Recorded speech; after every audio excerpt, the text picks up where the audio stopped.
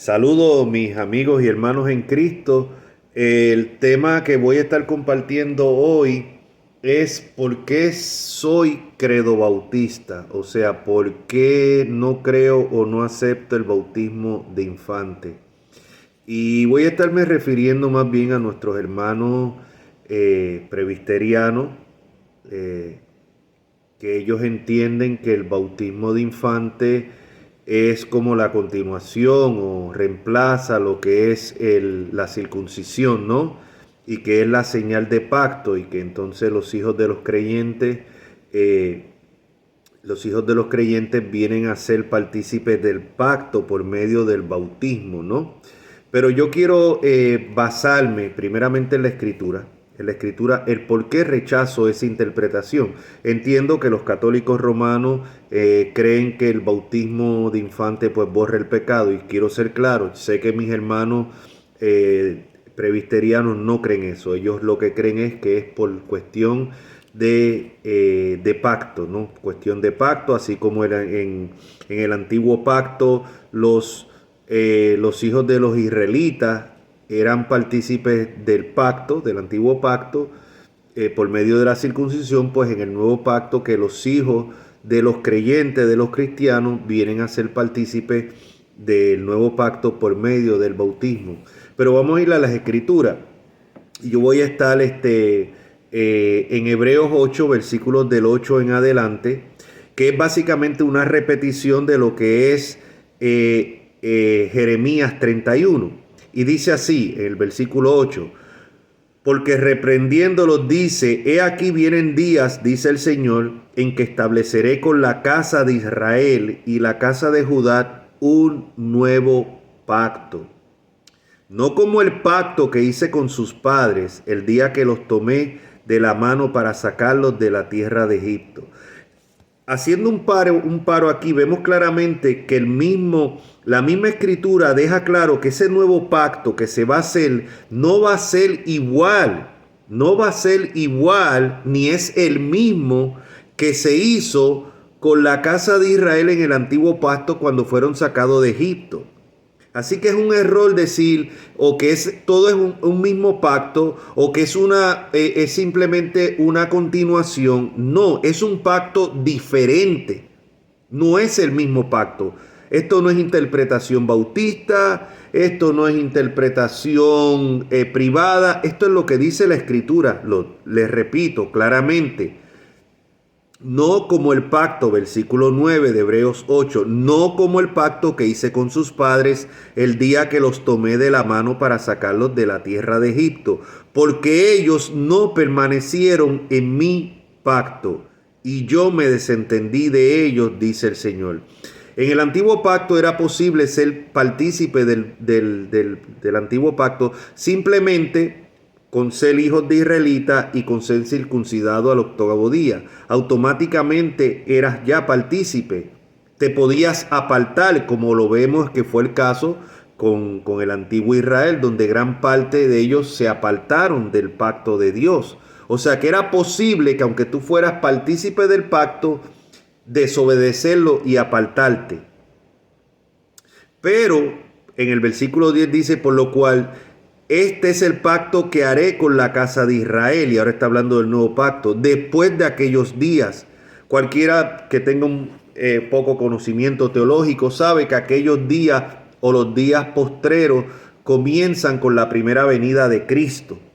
O sea, ahí es que comienzan los días postreros, los últimos días. No es como algunos interpretan que piensan que esto es solamente poco antes de la venida de Cristo o en el siglo XXI. No, los postreros días o después de aquellos días comienzan con la primera venida de Cristo, su muerte y su resurrección. Y eso hay montones de versículos que no tengo el tiempo ahora aquí para buscarlo, pero que lo prueban. Por lo cual, este es el pacto que haré con la casa de Israel después de aquellos días, dice el Señor. Pondré mis leyes en la mente de ellos y sobre su corazón las escribiré. Y ellos me serán a mí por pueblo y ninguno enseñará a su prójimo ni ninguno a su hermano diciendo conoce al Señor, porque todos me conocerán. ¿Qué es lo que vemos aquí en este pasaje? que claramente todos los partícipes del nuevo pacto son personas regeneradas. No son personas que vienen a ser partícipes del nuevo pacto porque se bautizaron, porque se circuncidaron, como era posible en el antiguo pacto. Simplemente con circuncidarse, con ser hijos de israelitas, pasaban a ser partícipes del pacto, del antiguo pacto. El nuevo pacto no es así, mis amados hermanos. Para ser partícipe del nuevo pacto, dice claramente que van a tener la ley de Dios escritas en ellos sobre su mente y su corazón. Y eso solamente es posible por medio de la regeneración. Se pueden ir a otros pasajes a buscar de que los hijos son santos y todo esto apartado, pero no contradice de ninguna manera lo que yo estoy explicando aquí en un pasaje que está hablando claramente del nuevo pacto. Para ser partícipes del nuevo pacto tienes que ser regenerado. Tienes que haber nacido de nuevo. Y lo vemos claramente. ¿Por qué? Porque dice, pondré mis leyes en la mente de ellos y sobre su corazón las escribiré. Eso solamente es posible por medio del nuevo nacimiento, por medio de la regeneración. Y dice, y ellos me serán a mí por pueblo, y ninguno enseñará a su prójimo, ni ninguno a su hermano, diciendo, conoce al Señor, porque todos me conocerán. Cualquiera con un poco de entendimiento teológico sabe que cuando la Biblia habla de conocer, en este caso a Dios, o de ser conocidos por Dios, se refiere a una relación íntima, refiriéndose a la salvación. Por ejemplo, cuando vamos a Mateo 7, dice que en aquel día, el día del juicio, muchos me dirán, Señor, Señor, en tu nombre echamos fuera demonios, en tu nombre hicimos milagros, y el Señor les va a decir, apartaos de mí, hacedores de maldad, nunca os conocí. No se refiere a que él no sabía quiénes eran ellos, él sabía quiénes eran ellos, pero nunca los conoció en la relación íntima. Nunca fueron conocidos por él. Y ellos nunca conocieron realmente a Dios. Así que cuando aquí vemos aquí en Hebreos, que es una repetición de Jeremías 31, que dice que todos los partícipes del nuevo pacto van a tener la ley escrita en su mente y en su corazón, y que no va a haber necesidad que a nadie del nuevo pacto se le diga, conoce al Señor, está hablando claramente de una regeneración. Entonces, mis amados hermanos, es imposible que tú te hagas partícipes del nuevo pacto simplemente por bautizar a un bebé. No, tiene que haber una regeneración. Y está claro, y yo sé, podrán ir hacia otros versículos. No, mis hermanos, quedémonos aquí primeramente en un versículo que va directamente y claramente hablando acerca de lo que es la regeneración. Y para ser partícipe del nuevo pacto, no es por medio del bautismo, no es por medio de la circuncisión. Obviamente eso era parte del antiguo pacto, pero en el nuevo pacto no es. El bautismo no es un reemplazo a la circuncisión. Y el pacto nuevo, el nuevo pacto no es igual o es la continuación del antiguo pacto. Es un nuevo pacto completamente diferente. Es por gracia, eso sí, es por gracia, pero es completamente diferente. Repito, en el antiguo pacto simplemente con la señal externa tú podías ser partícipe de ese pacto, aunque no hubieras nacido de nuevo. En el nuevo pacto la Biblia dice que todos los partícipes del nuevo pacto van a conocer al Señor. No va a haber necesidad de que le digan conoce al Señor. Esto no tiene que ver nada con prédica, con la enseñanza por los maestros, los cuales Dios estableció para edificación de su iglesia. Está hablando de que todos van a ser convertidos, todos van a tener la ley de Dios en su mente y su corazón. Por eso es que por un pasaje tan claro como este, es que a mí no me convence lo que es el paidobautismo, o sea, el bautismo de infante como señal del pacto, que dicho sea de paso, es una interpretación que surge a partir de la reforma para acá, para mantener el bautismo que había tenido la Iglesia Católica Romana y como una excusa para mantenerlo, porque muchos de estos pueblos y naciones, aún cuando eran católicos y después cuando se hacían protestantes, básicamente el acta de nacimiento de registro como ciudadano era el bautismo. Y eso es algo eso es historia.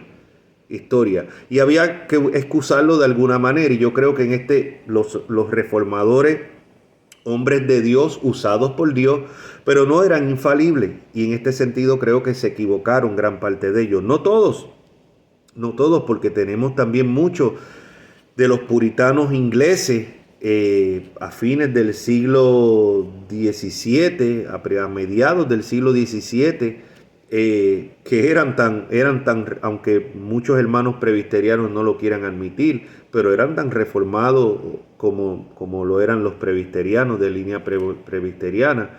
Muchos de lo que eran los puritanos ingleses, y ellos eran credobautistas. Muchos de los mismos bautistas ignoran esto, especialmente los bautistas generales y aún algunos de los bautistas particulares. Y yo creo que esto es importante señalarlo. Primeramente, la Escritura deja claro que para ser partícipe del nuevo pacto tienes que haber nacido de nuevo. Tiene que ser por medio de la regeneración. Eso está claro aquí en la Escritura. No hay que ir a más nada. Ahora, si queremos ir a la historia, pues mira, la historia también rechaza el bautismo de infantes. Primeramente, históricamente, no hay mandato en el Nuevo Testamento para bautizar infantes. No lo hay. Vemos claramente que en el Antiguo Pacto hay instrucciones específicas de lo que es la circuncisión. Así que si el bautismo fuera simplemente un reemplazo o la continuación de la circuncisión, yo creo que en algún lado, por lo menos Pablo lo hubiese tocado en alguna de las epístolas que escribió, pero no lo menciona. No vemos tampoco ejemplo en un libro que narra la historia de la iglesia primitiva como el libro de los Hechos, no lo vemos. Y cuando vamos a los escritos de los padres de la iglesia, que fueron escritos, por decirlo así, a fines del primer siglo, como Clemente de Roma, y ya para el segundo siglo, como fue Justino Mártir, y ya comenzando a fines del segundo siglo o comenzando el tercero como Tertuliano, no vemos que hablan del bautismo de infantes. De hecho, el primer registro históricamente hablando en la iglesia que vemos que se menciona el bautismo de infante es para el año 200 después de Cristo, y es por Tertuliano. Y lo dice de una manera crítica. Obviamente para ese tiempo ya existía. Ahora tenemos que ver cuál era la creencia de ese tiempo. Ellos no creían, los que bautizaban infantes o niños en ese tiempo, no lo hacían pensando o creyendo que era señal del pacto, que era la sustitución de la circuncisión. No, lo hacían creyendo, habían dos extremos para esa época, que el bautismo quitaba los pecados, que el bautismo limpiaba, borraba los pecados. Entonces tenía el extremo en que algunas personas no se bautizaban hasta que entendían que estaban a punto de morir, no fuera que se hubiesen borrado los pecados por el bautismo y pecaran después y entonces ya no tenían solución. Entonces lo dejaban a fines, prácticamente cuando estaban en el lecho de muerte. Un caso así fue el caso de Constantino, que se vino a bautizar prácticamente en el lecho de muerte. Y el otro extremo era que bautizaban los infantes. Y esto solamente vuelvo y les repito, la primera mención es para el año 200 después de Cristo, por Tertuliano. Y él lo menciona de una manera crítica. Y no era una práctica en la iglesia en general. Hay que dejar esto claro. Y los que lo practicaban por el mismo motivo que lo practicaban los que esperaban al final de su vida para bautizarse. Los que bautizaban infantes lo hacían por el caso de que el infante muriera, lo cual era muy común en ese tiempo y fue muy común en toda la Edad Media. Y fue muy común hasta el mismo siglo XIX, donde muy pocos niños o bebés llegaban a la vida adulta. Entonces lo que hacían era bautizarlos, porque ellos creían que así borraban el pecado original, y si el bebito moría, pues partía al cielo. Así que nada tiene que ver, aun cuando vamos a la historia de la iglesia en el siglo tercero, cuarto, quinto, y vemos registro de lo que era el bautismo de niños, no era por la explicación que dan nuestros queridos hermanos presbiterianos hoy en día. Entonces, cuando vamos a la Biblia primeramente y vamos a la Escritura, a la escritura, la Biblia primeramente, y vamos a la historia de la iglesia, no hay base para afirmar que el bautismo de infante es bíblico. Quiero dejar claro, bautizar niños o no, ni salva ni pierde. Yo soy bautista particular o bautista reformado, aunque muchos presbiterianos dicen que no somos reformados, pero somos bautistas particular de línea reformada, y en la historia eso también se puede probar, pero no es el tema aquí. El punto es que yo en lo personal creo que tenemos más en común con los hermanos presbiterianos que con los mismos bautistas generales, que son anticalvinistas y por lo general son arminianos o por lo menos semi-arminianos. Así que esto no es una crítica y esto no es para causar división. Es simplemente exponiendo por qué hasta el día de hoy, como algunos de mis hermanos que me conocen en las redes sociales y en persona saben, yo vengo de un trasfondo pentecostal, arminiano, dispensacionalista. Por la gracia de Dios, estudiando la Escritura, cambié mi posición en cuanto a eso. Hoy en día soy un bautista particular o bautista reformado. Digo esto porque yo no tengo problemas en aceptar que estuve equivocado, que estoy equivocado, si se me muestra por la Escritura. Pero ese no es el caso. Yo he estudiado sin ideas preconcebidas, primeramente bíblicamente, el caso del paidobautismo, del bautismo de infante, y como ya expliqué, no tiene base bíblica ni histórica. Por eso es que sigo siendo credo bautista. Entiendo que hay muchos de mis hermanos bautistas que vienen de un trasfondo arminiano. Cuando descubren las doctrinas de la gracia, empiezan a leer mucho material de hermanos presbiterianos y termina convenciéndose de que para ser un verdadero reformado tienen que aceptar el bautismo de infante, ¿no? Y terminan dando el brinco. Pues mira, si lo dan, igual seguimos siendo hermanos en Cristo. Aquí no se trata de que porque hagan eso son herejes o son apóstatas. Dios me libre de decir tal cosa. Pero muchos lo hacen simplemente bajo la presión y otros para ser aceptados finalmente como reformados. Y algunos porque tienen un gran desconocimiento de lo que es la historia de los bautistas particulares. Hay dos libritos en especiales que yo les quiero recomendar. No a los presbiterianos, lo pueden leer, pero no pretendo convencerlos. Pero por lo menos a esos bautistas particulares que están ahí entre las dos aguas, que no saben si darle el brinco o no. Hay un libro que se llama El defecto fatal. El defecto fatal, escrito por Jeffrey D. Johnson. Se llama El defecto fatal de la teología detrás del bautismo de infantes. Se los recomiendo porque va dirigido principalmente a bautistas particulares que están ahí como en esa batalla. Y otro se llama, y esto es un libro más bien histórico, y fue escrito por paidobautistas. No fue escrito por bautistas, por paidobautistas, y se llama El bautismo en la iglesia primitiva. El bautismo en la iglesia primitiva, un análisis histórico de la práctica del bautismo en los primeros 4 siglos de la iglesia cristiana. Así que les quiero de verdad recomendar a mis hermanos, estos libros yo los conseguí por Amazon, así que por Amazon los pueden conseguir. Así que por estas razones, bíblica primeramente e histórica también, es que sigo siendo credo bautista. Así que Dios me los bendiga, la paz de Cristo sea con cada uno de ustedes. Amén.